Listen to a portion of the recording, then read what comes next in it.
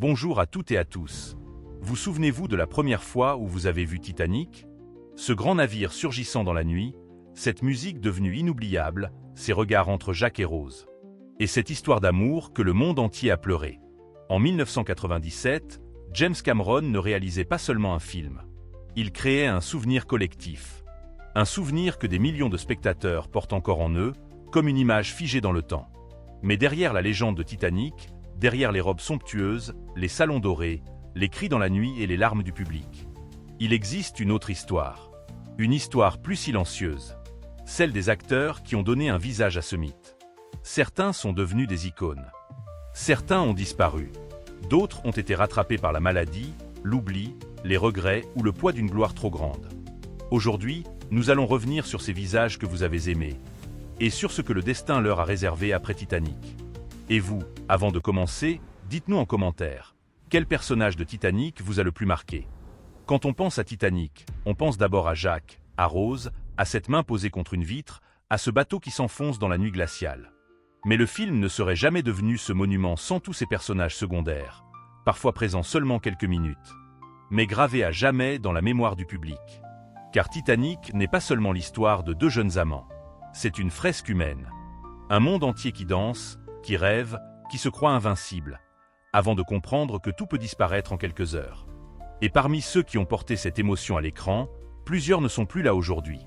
Leurs voix se sont tues, leurs regards appartiennent désormais aux archives, mais leur présence continue de hanter chaque rediffusion du film. Le plus bouleversant, c'est que Titanic parlait déjà du temps, de la perte, de la mémoire. Et des années plus tard, la vie réelle a donné à cette histoire une profondeur encore plus douloureuse. Le premier visage que l'on ne peut pas oublier, c'est celui de Bill Paxton. Dans Titanic, il incarnait Brock Lovett, le chasseur de trésors obsédé par le cœur de l'océan. Son personnage n'était pas à bord du navire en 1912, mais il ouvrait la porte du passé. C'est lui qui cherchait un bijou, sans savoir qu'il allait réveiller une mémoire beaucoup plus précieuse, celle de Rose. Au début du film, Brock semble intéressé par l'or, par la valeur, par la découverte. Mais peu à peu, en écoutant le récit de cette vieille femme, son regard change. Il comprend que ce qu'il cherchait au fond de l'océan n'était rien comparé à ce que les survivants avaient perdu. Bill Paxton apportait à ce rôle une humanité discrète, presque invisible au départ, mais essentielle. Il avait ce talent rare de jouer des hommes ordinaires confrontés à des événements extraordinaires. Avant Titanic, il avait déjà marqué le public dans Alien, Twisted, Apollo 13 et True Lies. Il n'était pas toujours le premier rôle, mais il avait ce visage familier, cette énergie sincère, cette manière de rendre chaque personnage vivant. Puis, le 25 février 2017, Hollywood a été frappé par une nouvelle brutale. Bill Paxton était mort à 61 ans, à la suite de complications liées à une opération du cœur. Sa disparition soudaine a bouleversé ses fans, ses collègues, et toute une génération qui avait grandi avec ses films. Dans Titanic, son personnage voulait remonter le passé à la surface. Mais aujourd'hui, c'est son propre souvenir que le cinéma garde précieusement, comme une lumière au fond de l'eau. Et puis, il y a Bernard Hill. Pour des millions de spectateurs, son visage restera à jamais celui du capitaine Edward Smith. Dans Titanic, il ne jouait pas un héros spectaculaire. Il jouait un homme enfermé dans le poids de sa responsabilité. Un homme debout sur le pont d'un navire que tout le monde disait insubmersible. Un homme qui comprend, trop tard, que la confiance, la fierté et le destin viennent de se rejoindre dans une nuit sans retour. La force de Bernard Hill, dans ce rôle, venait de son silence. Il n'avait pas besoin de grands discours. Son regard suffisait. On y lisait la dignité, la culpabilité, l'impuissance.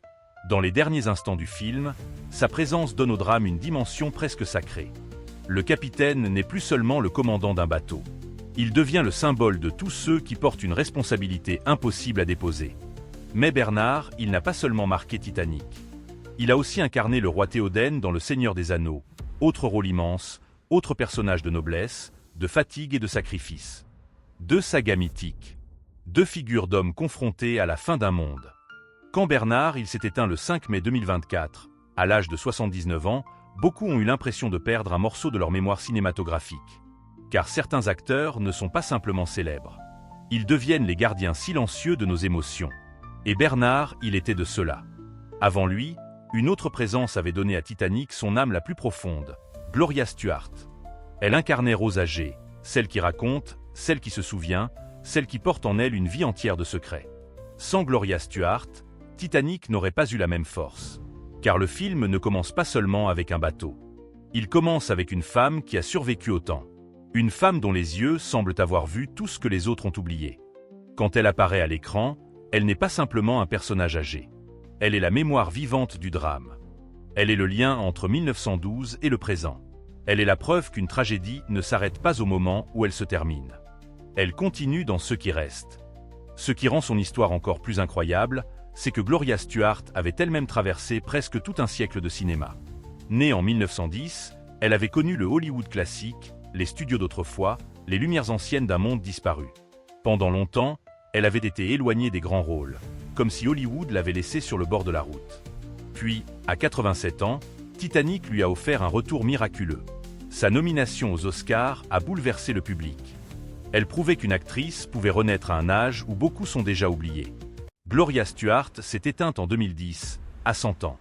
Elle avait vécu assez longtemps pour devenir, elle aussi, un symbole de mémoire. Dans Titanic, elle racontait une histoire engloutie. Dans la vraie vie, elle est devenue l'une de ces étoiles qui ne disparaissent jamais complètement. Un autre visage de Titanic, plus sombre, plus froid, reste profondément gravé dans le film, David Warner. Il jouait Spicer Lovejoy, le serviteur et homme de main de cale. Son personnage suivait Jack et Rose comme une ombre. Il représentait la surveillance, la menace, la violence sociale cachée derrière les bonnes manières. David Warner avait ce regard perçant, cette voix grave, cette élégance inquiétante qui faisait de lui un acteur parfait pour les rôles ambigus. Dans Titanic, il n'avait pas besoin d'être au centre de l'histoire pour marquer les esprits. Il apparaissait, et tout de suite, la tension montait. Mais réduire David Warner à ce rôle serait injuste. Sa carrière fut immense. Théâtre, cinéma, télévision, science-fiction, drames historiques, il avait traversé les genres avec une intensité rare. Il avait joué Hamlet, il avait marqué des films comme The Omen, Tron, Time Bandit et bien d'autres. Pourtant, derrière cette présence imposante, il y avait aussi un homme discret, parfois fragile, qui préférait souvent laisser parler ses personnages plutôt que sa propre vie. David Warner est mort le 24 juillet 2022, à 80 ans. Sa disparition a rappelé à quel point les grands seconds rôles sont essentiels au cinéma. Ce sont eux qui donnent de la profondeur aux histoires. Ce sont eux qui créent les ombres nécessaires pour que la lumière existe. Et dans Titanic, David Warner était l'une de ces ombres inoubliables. Parmi les figures plus discrètes du film, il y avait aussi Bernard Fox. Son rôle était bref, mais son allure ne passait pas inaperçue. Il incarnait le colonel Archibald Gracie, un gentleman de l'ancien monde, un homme poli, élégant, pris dans une catastrophe qui dépasse toutes les règles de son époque. Dans Titanic, ces personnages secondaires sont essentiels, parce qu'ils montrent que le naufrage ne touche pas seulement Jack et Rose. Il touche un monde entier. Une société avec ses codes, ses illusions, ses privilèges et ses failles.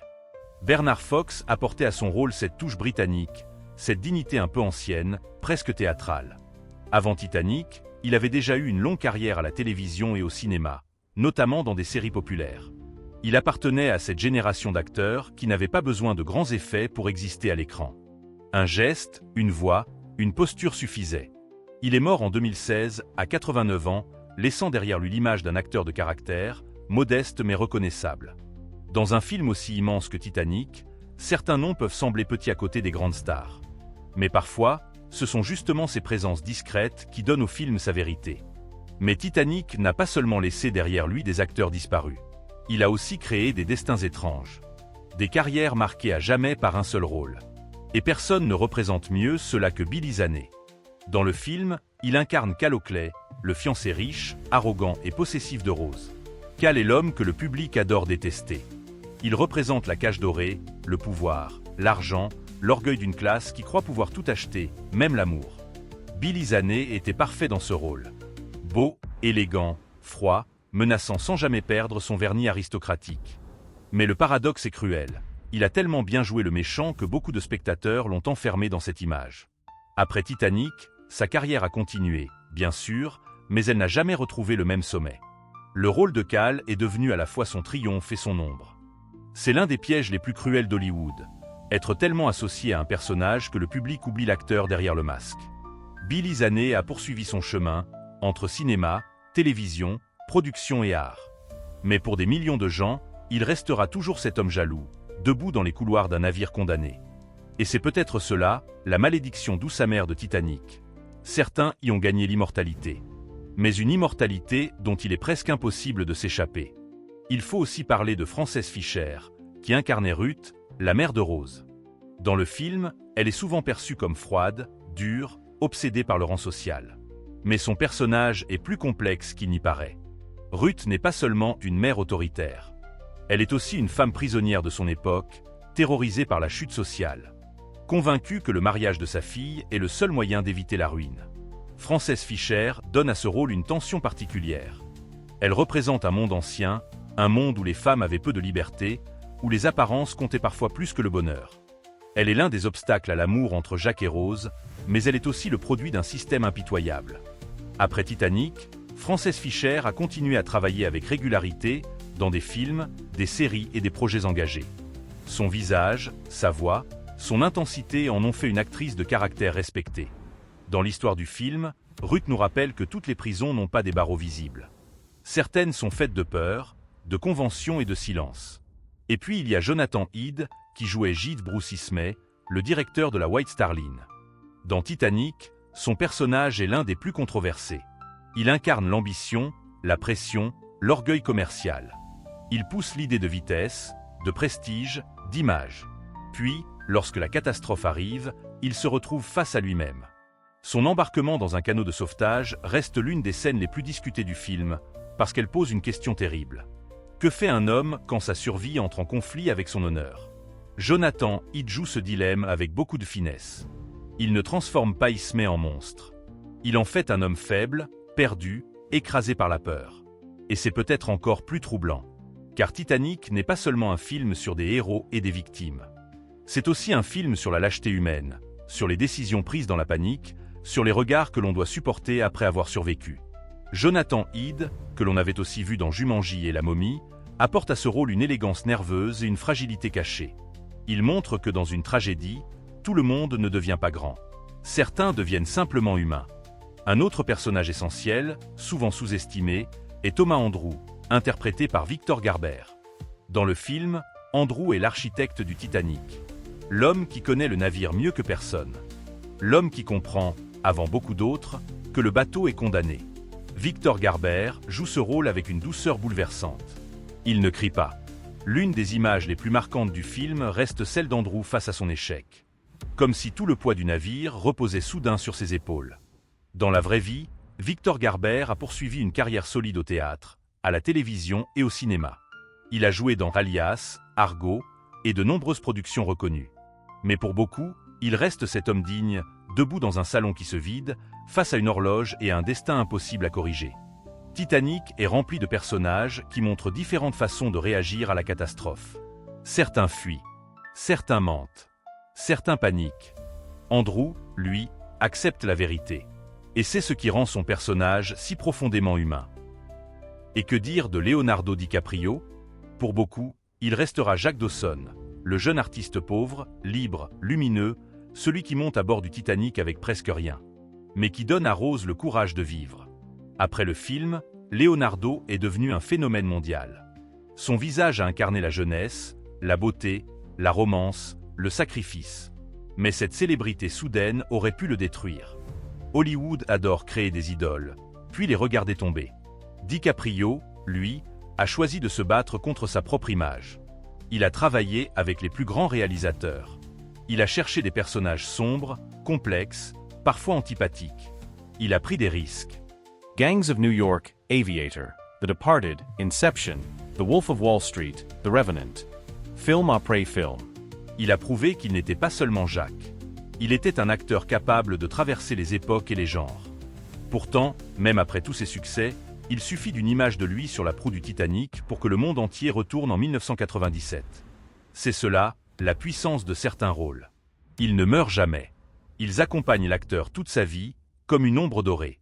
Leonardo DiCaprio a survécu à cette ombre. Mais il ne l'a jamais vraiment quitté. À l'opposé de Cal, il y avait Rose. Et avec Rose, Kate Winslet est devenue en une nuit l'un des visages les plus célèbres du monde. Elle n'avait que 22 ans lorsque Titanic a explosé au box-office mondial. Du jour au lendemain, son visage était partout. Sur les affiches, dans les magazines, dans les chambres d'adolescents, dans les souvenirs de millions de spectateurs. Mais derrière ce rêve apparent, il y avait aussi une pression immense. Être Rose, ce n'était pas seulement jouer un rôle. C'était devenir le symbole d'une génération. Kate Winslet aurait pu rester prisonnière de cette image romantique. Mais elle a choisi un autre chemin. Elle a cherché des rôles plus difficiles, plus adultes, plus risqués. Elle a refusé d'être seulement une icône de beauté ou une héroïne de mélodrame. Avec le temps, elle est devenue l'une des actrices les plus respectées de sa génération, récompensée pour des performances intenses, souvent loin du glamour facile. Son parcours montre une autre forme de survie après Titanic. Non pas survivre à la maladie ou à l'oubli, mais survivre à une gloire trop grande, trop jeune, trop écrasante. Kate Winslet n'a pas fui Rose. Elle l'a portée, puis elle l'a dépassée. Et c'est peut-être pour cela que le public l'aime encore, parce qu'elle a grandi avec lui. Dans Titanic, il y avait aussi une femme qui apportait chaleur, force et humanité au milieu de la froideur sociale, Kathy Bates. Dans le rôle de Molly Brown, son personnage était différent des autres passagers de première classe. Moins obsédé par les apparences, plus direct, plus généreux, plus vivant. Elle voyait en Jack non pas un intrus, mais un être humain. Cette énergie venait beaucoup de Kathy Bates elle-même, actrice déjà immense avant Titanic. Elle avait remporté l'Oscar pour Misery, où elle avait prouvé qu'elle pouvait être à la fois terrifiante, bouleversante et inoubliable. Après Titanic, elle a continué à jouer des femmes fortes, parfois drôles, parfois dures, souvent profondément humaines. Mais sa vie personnelle a aussi été marquée par des combats difficiles, notamment contre la maladie. Elle a parlé publiquement de ses cancers et de ses problèmes de santé, devenant pour beaucoup un symbole de courage et de résilience. Dans Titanic, Molly Brown est surnommée l'insubmersible. Et d'une certaine manière, ce mot semble aussi convenir à Kathy Bates. Une femme qui tombe, qui souffre, qui lutte, mais qui continue d'avancer. Une actrice qui rappelle que la force ne se trouve pas toujours dans les grands discours. Parfois, elle se trouve simplement dans le fait de rester debout. À mesure que les années passent, Titanic change de visage. Quand le film est sorti, le public voyait surtout l'amour, la beauté, le spectacle. Aujourd'hui, avec le recul, on y voit aussi le temps qui passe. On regarde Leonardo et Kate si jeunes, et l'on mesure les années écoulées. On revoit Gloria Stewart, Bernard Hill, Bill Paxton, David Warner, Bernard Fox. Et l'on comprend que plusieurs de ces voix appartiennent désormais au passé. C'est peut-être pour cela que Titanic continue de toucher autant. Le film parle d'un navire englouti, mais il parle surtout de ce que nous perdons tous, la jeunesse, les êtres aimés. Les moments que l'on croyait éternels. Chaque acteur y a laissé une part de lui-même. Certains quelques minutes, d'autres tout un symbole. Mais ensemble, ils ont construit une œuvre qui dépasse le simple cinéma. Une œuvre que les spectateurs ne regardent pas seulement avec les yeux, mais avec leurs souvenirs. Alors, pourquoi ces destins nous bouleversent-ils autant ? Peut-être parce que Titanic nous a appris à aimer ces visages dans un moment d'extrême émotion. Nous ne les avons pas seulement vus jouer. Nous les avons vus avoir peur, aimer, perdre, choisir, survivre ou disparaître. Et quand la vie réelle vient ensuite emporter certains d'entre eux, la frontière entre le film et la réalité devient plus fragile. Bill Paxton n'est plus là. Bernard, il n'est plus là. Gloria Stewart n'est plus là. David Warner n'est plus là. Bernard Fox n'est plus là. Pourtant, il suffit de relancer le film pour les retrouver. Le cinéma a ce pouvoir étrange. Il ne sauve pas les vies, mais il sauve les présences. Il garde les sourires, les regards, les voix. Il transforme les acteurs en fantômes lumineux que l'on peut revoir à l'infini. Et vous, chers spectateurs, quel visage de Titanic vous revient en premier ? Est-ce Jack, debout face au vent ? Rose, les yeux remplis de larmes ? Le capitaine Smith, silencieux devant l'inévitable ? Molly Brown, courageuse au milieu du chaos ? Ou bien cette vieille Rose, portant en elle toute une vie de souvenirs ? Dites-le en commentaire, car chacun de nous garde un Titanic différent dans sa mémoire. Pour certains, c'est une histoire d'amour. Pour d'autres, c'est un drame historique. Pour d'autres encore, c'est le souvenir d'une époque, d'une salle de cinéma, d'une chanson, d'une émotion qu'ils n'ont jamais oubliée. Titanic est sorti il y a longtemps maintenant, mais il n'a jamais vraiment quitté le monde. Il revient sans cesse, comme une vague. Il revient à chaque rediffusion, à chaque image, à chaque note de musique. Et avec lui reviennent les acteurs qui l'ont rendu immortel. Certains ont continué à briller. Certains se sont éloignés des projecteurs. Certains ont quitté ce monde. Mais tous, à leur manière, reste lié à ce navire de cinéma qui ne cesse jamais de couler, nuit après nuit, dans la mémoire du public. Si cette vidéo vous a rappelé des souvenirs, partagez-les avec nous en commentaire. Et si vous aimez ces histoires de stars, de destins brisés et de légendes oubliées, abonnez-vous à la chaîne pour ne pas manquer les prochaines vidéos. Car derrière chaque visage célèbre, il y a souvent une histoire que le temps a presque effacée, mais que nous pouvons encore raconter.